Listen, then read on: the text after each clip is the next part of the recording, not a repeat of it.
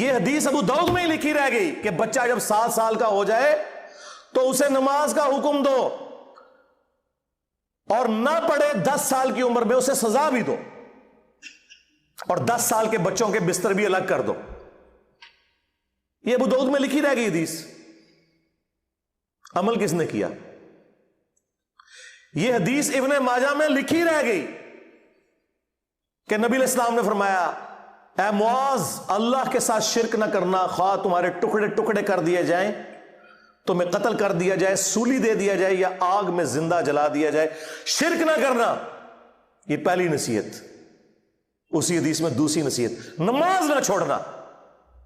تمہارا اللہ کے ساتھ عہد نماز کی بنیاد پہ ہے، اگر تم نے نماز چھوڑ دی تو اللہ کا ذمہ اٹھ گیا تم سے۔ اور تیسری چیز فرمایا شراب نہ پینا، یہ تمام برائیوں کی جڑ ہے۔ تو یہ حدیثیں تو لکھی رہ گئی سرکار، یہ حدیث مسند احمد میں ہی لکھی رہ گئی کہ نبی علیہ السلام نے فرمایا کہ نماز قیامت کے دن نمازی کے لیے دلیل، نجات اور نور ہوگی، اور جو نماز نہیں پڑھتا قیامت کے دن نہ اس کے لیے کوئی دلیل ہوگی اللہ کے حضور بچنے کی، نہ نجات اور نہ کوئی روشنی، نور جو پولیس رات سے گزرنے کے لیے قرآن میں آیا نا، وہ نور۔ اور پھر نبی السلام نے فرمایا کہ بے نمازی کا حشر اسی حدیث میں آتا ہے، فرعون، قارون اور حامان اور امیہ ابن خلف کے ساتھ ہوگا۔ ہاں جی، کچھ بھی ہے تیرے محبوب کی امت سے ہے، محبوب تو پہلے ہی بتا گئے ہیں کہ بے نمازی تیرا حشر تو فرعون کے ساتھ ہونا ہے، تیرا حشر قارون کے ساتھ ہونا ہے، امیہ ابن خلف کے ساتھ ہونا ہے۔ اور یہ تو میں آپ کو صرف ایک بات کر رہا ہوں، اب اگر میں قرآن کی توحید بیان کرنا شروع کروں تو قرآن کے پہلے صفحے کا ٹیسٹ دنیا کے کروڑوں مسلمان پاس نہیں کر سکتے۔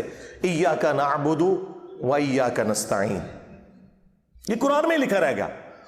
ماشاءاللہ فجر کی نماز میں یہ پڑھ کے نکلتا ہے، اور مسجد کے ساتھ جو دربار ہے ریگولرلی حاضری دے کے اس بابے سے بھی مانگ کے گھر آتا ہے۔ تو کیا نماز تو پڑھی؟ تو مسلمان ہے، تیری ہر نماز کی ہر رکعت میں تو یہ نہ پڑھے تیری نماز ہی نہیں ہوتی۔ ایاک نعبد و ایاک نستعین، اے اللہ عبادت بھی تیری کریں گے، دعا بھی تجھی سے مانگیں گے، مدد بھی تجھی سے مانگیں گے۔ یہاں مدد مانا دعا کے ہے، لیکن یہاں مولویوں نے پھر پٹی پڑھا دی، ان کا نہیں جی نہیں جی، امی سے روٹی نہ مانگے۔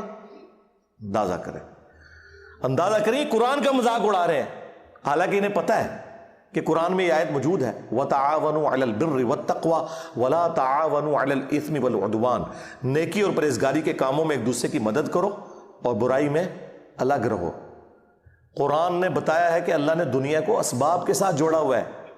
یہاں ایاک نستعین میں دعا کے اعتبار سے بتایا جا رہا تھا کہ غیر اللہ سے نہیں کرنی، ظاہری اسباب کا تو قرآن میں حکم ہے، لیکن دیکھ لیں۔ اور پھر جس شان سے اللہ تعالیٰ نے سورۃ النمل میں ذکر کیا، حیران کن بات آپ کو بتاؤں، اہل تشیع کے ہاں صبح و شام کی دعاؤں میں، سنت اذکار میں سورۃ النمل کی آیت نمبر 62 پڑھی جاتی ہے، ترجمہ نہیں کبھی کسی نے پڑھا۔ اور ہمارے جن اسٹوڈنٹس نے پڑھا جو شیعہ مکتب سے تعلق رکھتے تھے، کیونکہ میں نے اس آیت کو اتنی دفعہ کوٹ کیا، انہوں نے کہا ہم تو یہ صبح شام پڑھتے ہیں، ترجمہ پڑھا تو انہوں نے کہا یار یہ آیت پڑھ کے بھی سب سے زیادہ شرک ہم کر رہے تھے، کیونکہ اس آیت کے اندر کیا لکھا ہے؟ اَمَّن يُجِيبُ الْمُضْطَرَّ إِذَا دَعَاهُ، بھلا بتاؤ کون ہے جو تکلیف میں گھرے ہوئے شخص کی فریاد کو سنتا ہے، وَيَكْشِفُ السُّوءَ، اور اس سے اس کی برائی کو، تکلیف کو دور کر دیتا ہے، وَيَجْعَلُكُمْ خُلَفَاءَ الْأَرْضِ، اور تمہیں اگلوں کا خلیفہ کرتا ہے زمین پر، تمہارے ماں باپ کے مرنے کے بعد تم، تمہارے مرنے کے بعد تمہاری اولاد کو۔ اَإِلَٰهٌ مَّعَ اللَّهِ، کیا اللہ کے ساتھ کوئی اور معبود بھی ہے؟ قَلِيلًا مَّا تَذَكَّرُونَ، لیکن بہت کم ہی تم نصیحت حاصل کرتے ہو۔ بالکل، صدق اللہ العظیم، بہت کم لوگوں نے نصیحت حاصل کی۔ اس آیت میں کلیئر کٹ لکھا ہے کہ جو اللہ کے سوا کسی اور سے دعا کرتا ہے گویا وہ اسے خدا بنائے ہوئے ہے۔ یا علی مدد کا مطلب سادہ نہیں ہے، اس کا مطلب ہے کہ آپ نے مولا علی کو اللہ کے مقابلے پر خدا تصور کر لیا، نہیں جی ہم تو انہیں اللہ کا بندہ مانتے ہیں. نہیں جناب، قرآن تو یہ کہتا ہے کہ اللہ کا بندہ مان کے یا بغیر بندہ مان کے. جب تمہارا یہ عقیدہ ہے کہ اللہ کے سوا کوئی تمہاری تکلیف دور کر سکتا ہے، جی پیچھے اللہ ہی ہے، اچھا اللہ پیچھے رکھنے ہنستے ہیں. یہ دیکھیں حدیث میں لکھا ہوا ہے نماز کا طریقہ. اور نہیں جی ہمارے امام صاحب نے بھی تو وہی کچھ بتایا نا، پیچھے تھے اتنے بھی نبی الاسلام نے. نبی الاسلام پیچھے رکھنے کے لیے؟